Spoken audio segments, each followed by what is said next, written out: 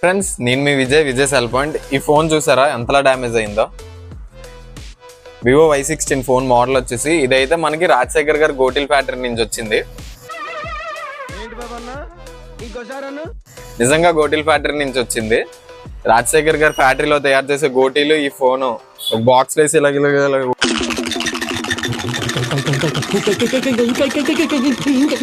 Super అంట. So దానివల్ల చూడండి ఎంత డ్యామేజ్ అయిందో.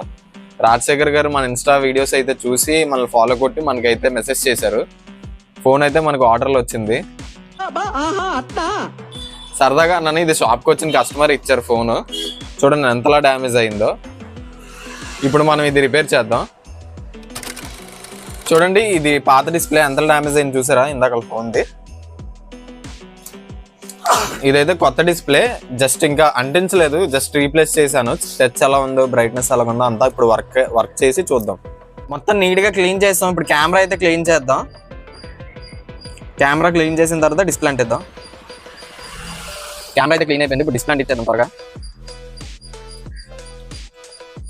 నీట్గా క్లీన్ చేస్తాం కెమెరాస్ అన్ని. ఇప్పుడు బ్యాక్ సైడ్ క్లీన్ చేసి మొత్తం ఫ్రేమ్, బ్యాటరీ అన్ని ఫిట్ చేసేద్దాం.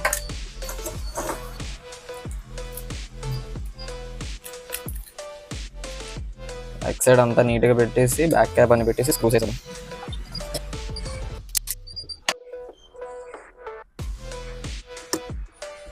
అయితే ఒక 1 అవర్ ఉంచాలండి ఇదంతా, అప్పుడే మనకి బాగా స్టిక్ అవుతుంది.